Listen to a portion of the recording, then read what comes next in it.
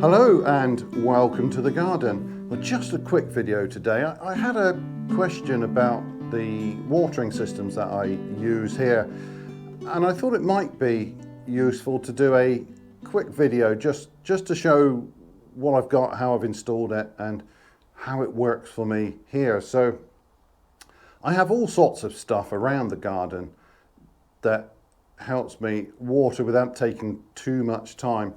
To be honest, if I didn't have the automated watering systems, things would not get watered properly under cover, and if I did do it properly, I wouldn't have the time for the rest of the gardening. So I found them a massive help. And of course it's great if we go away, not that we've been away for 2 years now thanks to COVID, but assuming we can once again travel freely, then it's fantastic because you can leave it for a fortnight and come back and your greenhouse crops are still growing, not dead withered sticks. So I've got soaker hoses and some micro irrigation, and I will probably expand the micro irrigation later. I've got nothing at the moment that is watering our cold frames, and they don't need to be watered as often as you might imagine. There's something about, I don't know whether it's the soil that's there or maybe they just don't lose that much moisture, but they're not desperately thirsty. So it would be nice at some point to have a system that maybe gave them a drop of water once a week, something like that.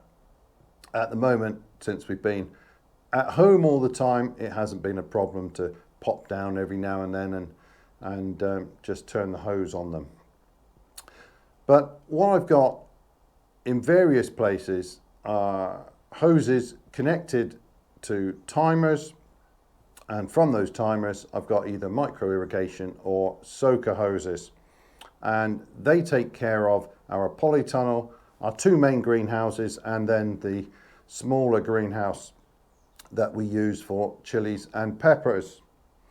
I've also got in various places in the garden soaker hoses laid along various beds, and they're not connected automatically because I use them infrequently.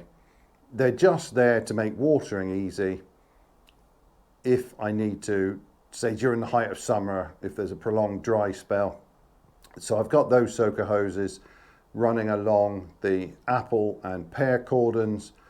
I've got one in the fruit cage that runs down the row of raspberries and then back up in a loop to water the currants. And I've got them also in our asparagus beds. So if I want to water there, I have to come along and manually connect the hose. Then I can go and do a little job somewhere for 15 minutes or something and then come back and the soaker hose has done its job. But anyway, let me start at the beginning and show you how I've set this up. So this hose pipe coming in here, this is my main feed. This comes from an outdoor tap. It's quite a long run to the garden, but this is our main input, and that comes into this manifold here. This is a hose lock one, but there are other brands. These are quite common. They're dead handy. So that comes in here, and then these can all be switched on or off as needed. And then it comes out of this end, and this runs, oops, I shouldn't have done that. This one runs down to a second manifold outside of this smaller greenhouse, and I will show you that a little bit later. So from here, I've got one hose. This is an outdoor hose. This is what I use for watering the cold frames, or on those occasions when I do need to water the beds outdoors. This hose will cover quite a few of those. This hose here runs off to the polytunnel, and then I've got one hose on each side. They go into the greenhouses. So I'm in one of the greenhouses here, and this setup is mirrored in the second of the large greenhouses and also in the polytunnel. It's exactly the same. So I've just got these posts buried in the ground. they're not concreted in or anything, but they're quite solid. And to that I have an outdoor tap. Now this is quite a funky one because it has at the back, you won't be able to see it very easily there, but it has a standard hose connector. So I've got the feed coming from the manifold that comes in here and connects to this tap. So this then works like a normal outdoor tap at that point. I've then got this T-piece screwed to the tap, and it has these two valves. At the moment these are in the shut-off position, but you can just rotate those, and you can adjust the flow somewhat with these as well. So at the moment this is switched off. Of course it's not the right time of year to be using this. On this side I've just got a hose connected. So what I tend to do is have the timer giving just a sort of basic level of water, not too much. I don't want to overwater with it, but it provides sort of the minimum that I think that the plants will get away with, and then I can come in and water by hand as in when it's necessary. That's just the way I like to do it, so that I know that I'm not over watering. So I've got this connected to a normal hose, and I've got then a separate hose in each greenhouse and in the polytunnel. I used to have to do it with the one outdoors, and it was just a nightmare dragging the hose all over the place. So I've made my life easier with this Y piece here. On the other side I've got a timer, and that then goes down to my soaker hose. In the middle here, this is a pressure reducer. This one is adjustable, so I can adjust the flow through the soaker hose, and that can be quite useful in order to get the soaker hose working at its best.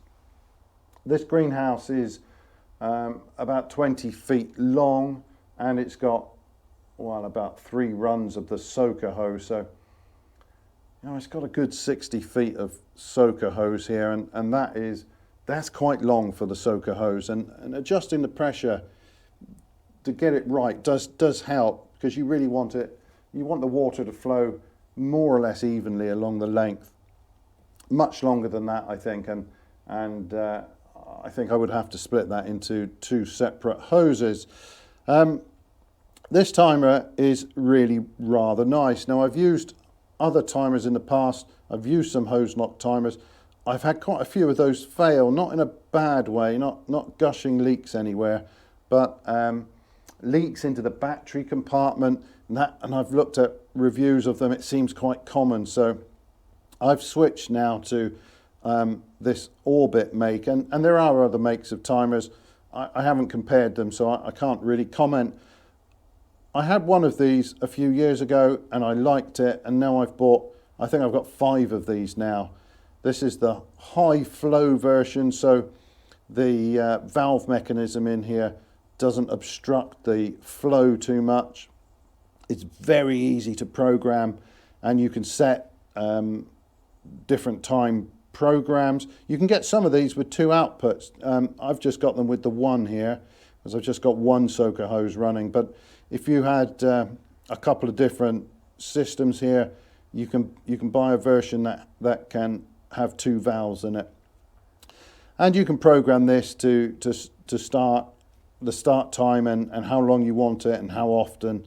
You can also come in, and if you want to manually switch on the soaker hose, you can just hit a button and adjust the time you want it for. So these are really fantastic. They make life so much easier, because I can rely on this to take care of at least the bulk of the watering undercover.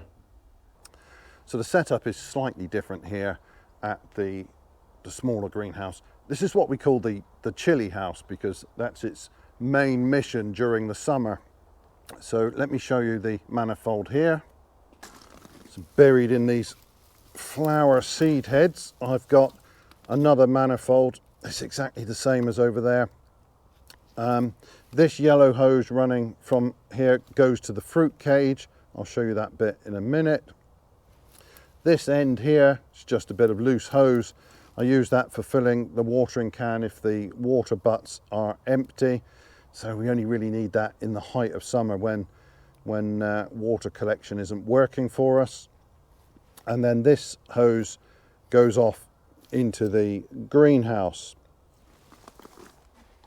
In the greenhouse itself, I've got this micro irrigation set up. So these have a supply hose. This is a sort of solid plastic hose, and you run that wherever you need to bring the supply. And off of there, you have these small hoses. So there's this fitting that is screwed into this pipe, and it has a fitting for taking this tube. This is quite stiff stuff, and it does last well. Now, I have had genuine hose lock parts in the past, but these are not. I think hose lock were, at least at one point, they were sort of leading the way with this stuff, but there are so many other makes now, and some of them are a lot more economical. So you can get all sorts of little fittings for this stuff. I've just got this hose, runs down to a T-piece and then out, and you can get all sorts of different ends for doing the watering. These sort of give a little spray. Each of them is adjustable. These give a 360-degree spray, so comes out everywhere. You can get some with a 180-degree coverage, and others that just drop the water. I tend to shut these down so that they just drip a little bit. So I've got 2 of those on each one of these drops here, and I simply push these stakes into the pot to hold them in place and fiddle with these to get the flow right across the number of pots that I've got in here. And that is that. So the end of this micro irrigation supply hose is just connected to a piece of ordinary hose pipe. I've just got that strapped to this strut on the side of the greenhouse to keep it nice and tidy. And then hiding under the greenhouse bench here, I've got, well, that's the input coming from that manifold outside. Then I've got the timer, and then this runs up to the micro irrigation. Now, it's often recommended to put a pressure reducer here, and I did have one at one point, but actually I removed it because the hose runs here are so long that the pressure isn't brilliant at this point. So it is enough to successfully water the 40 or so pots of chilies and peppers that we have in here, but it certainly doesn't need a pressure reducer, not on this system. But this timer is exactly the same as in the other greenhouses, and usually I have this set to come on just for 1 minute, either every day or every other day, and that is enough to keep the chilies and peppers quite happy. Well, there's nothing exciting to see here. This is in the fruit cage now. I've got the yellow supply hose coming in. This is coming from the manifold by the chili house. Same arrangement as in the greenhouses with the splitter. I don't have a timer on here because I haven't got any micro irrigation set up.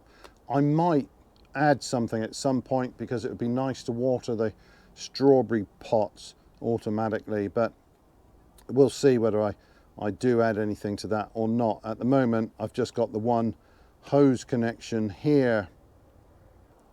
So those are the automated parts of the system, and then I've got a number of soaker hoses that I've laid out along the certain beds just to allow me to water more easily during the summer on the few occasions when we need to. We don't use them very often, just a few times a year, and only when it's been really dry for quite some weeks. I try not to water much outdoors. I think it's so long as they're not wilting and dying, it's not good to overwater plants. You really want to encourage them to get their roots down into the soil and find their own moisture. They're much more robust if you treat them a little bit mean, I think. But anyway, we use those just occasionally. I'll show you a couple of them, and you can see what we do. So here are some of the raspberry plants, and I've got a soaker hose that runs up the center of this bed.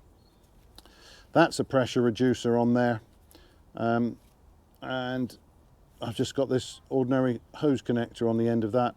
So when we want to use this soaker hose, we just take the spray nozzle off of our normal hose and just plug it on the end. So it only takes a second to put this soaker hose on, and then you can walk away, do a bit of planting or weeding, whatever, and let this water the bed gently for, I don't know, anything from a quarter of an hour to half an hour. It doesn't water at a particularly fast rate. It's a very slow trickle that you get out of the hoses, but it is quite efficient. I mean, it's delivering water right down at the soil level, and it's doing it slowly. That water really does soak in nicely. So they are quite effective at this job. So that soaker hose runs all the way up through these raspberry beds, goes round the corner, waters the 2 gooseberry bushes, and down the side, watering the currants. And I dare say when they've got their roots nicely spread out, the cherry trees will get some water from that too.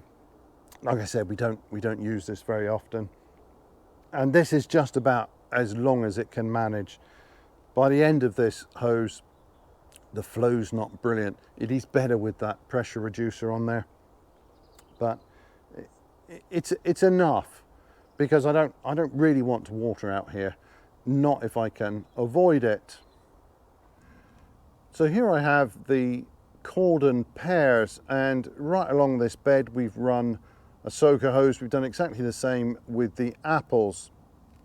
So I've got exactly the same thing here. I've just got a hose connector on the end of the soaker hose, and on those rare occasions when we want to water the pears or the apples, we can just plug this in and let it go. And amongst the ferny growth of the asparagus, we've got a similar setup. This runs in a loop down one side of the bed and then back along the other, because we've got a double row of asparagus. Again, a simple hose fitting on the end of the soaker hose, and there you can see the end stop. So that's pretty much the setup we've got here. There are 1 or 2 places, as I mentioned, where I'd like to extend it. I'd like to cover the cold frames and possibly the strawberry pots outdoors. Maybe 1 or 2 other things. I've got an apricot tree in a tub. It would be nice if once a week or once a fortnight during summer it got a little bit of water during the dry periods. I mean, it's fine when I'm here and I just turn the hose on it, and I imagine it would be okay if I left it for a fortnight, but there are some things here which definitely wouldn't be. So the main reason for the automated system is to cover the greenhouses and the polytunnels. They've got our most valuable crops, the tomatoes, chilies and peppers, and they would suffer pretty quickly in the summer if we were away and it wasn't getting watered properly. So the question that was asked was really about the risk of failure with the system. Well, I renewed everything for this year, and I'm pretty happy with what we've got, and we've never actually, over quite some years, had any significant failures. I've had a few of the old timers fail, but not in a catastrophic way. Not with the valve open and flooding the garden. I can't remember, but I have a feeling I read that these timers do switch off if the battery is getting low. That would be a sensible thing to do, but that's always worth checking whether the timers sort of fail safe. But our system here is connected to the main, so if there was a failure with any one of those components, whether it's a timer or a hose fitting or one of the taps, there is the possibility that a great deal of water could be lost. And of course that's not environmentally friendly, and it's quite expensive potentially if you're paying for your water by volume. Now actually the soaker hoses and the drip irrigation are pretty efficient ways of watering, but certainly better than something terrible like a sprinkler, and better even than using a hose. The soaker hoses, they deliver the water exactly where it needs to be. It's quite slow and gentle so that water seeps into the soil, it doesn't run off. And the micro irrigation can be set up to deliver exactly the amount of water that the plants need. So that aspect of it is good, but it is still attached to the mains here. And one thing I've thought about and would really like to do is put in a really big water storage tank so that I can store more of the water off of our house and garage roofs. And then I would like to set up a demand switch and a pump so that I could get rid of the mains connection and just use water that's been stored. I haven't tried any of that, but I know that there are suitable components for that purpose, and that would be a really great thing to do. The saved water is probably better for the plants anyway, and especially for if you were watering things like blueberries, acid loving plants. The tap water here is very chalky, so that is not ideal. But anyway, it would be a real advantage to move to entirely stored water. I mean, we just don't store enough at the moment. During the summer, when we're watering stuff with the watering cans, those water butts empty pretty quickly. So of course, there is some risk with these sorts of systems. We've been fortunate and haven't had any trouble. And it is important, of course, to get good quality components and make sure everything is put together well. But I'm reasonably happy with what we've got. There could be one improvement that might make it a little bit safer, and that is if I go right down the other end of that initial supply pipe and right next to the tap there, if I put a valve there, some sort of industrial strength valve with a timer, maybe something a little bit larger and more robust than the small ones I'm using in the greenhouses. If I put that there and that only allows that feed to be on for a short period of time, then that would limit the possibility of some sort of failure further down the line from causing too much mayhem. That would maybe make it a little bit safer, but that is a job for another day. Today though, I need to get this winter ready, because the one thing that you don't want to do either with those manifolds, especially the plastic ones, you can get brass manifolds. I haven't tried them. They might survive better outdoors during the winter, but the plastic ones, ideally you want to disconnect, and the timers you definitely don't want to get frosted, because the water, if it gets really cold, it can freeze inside and that can cause damage. So I'm going to get this system winter ready. So this is the hose that I'm still using to water the garden. So I'm just going to put this joiner in here. Now I can't remember if this is one that stops the flow. I hope so. No, it's not. Oh, right. That was stupid of me. You can get some that when you disconnect them, they don't. The flow stops. This is not one of them. Never mind. This is now securely attached to the only hose that will now be working here during the winter, and most of the time this will also be disconnected. When the weather's cold, this hose will be switched off and it will be disconnected from the supply tap outdoors. And now I can just disconnect the rest of this system.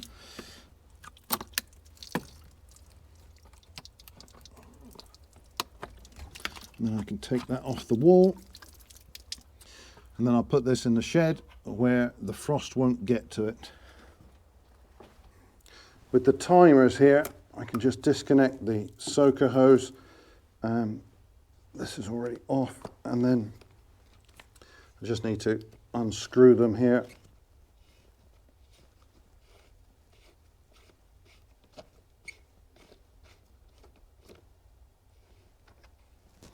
All this can remain. I'll just put the timers and the manifolds in the shed where the weather won't get to them.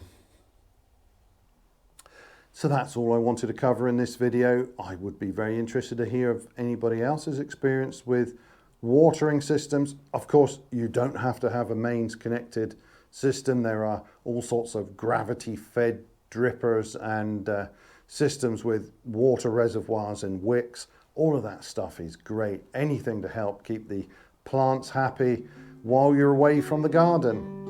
But that is all for this video. Thanks ever so much for watching, and bye for now.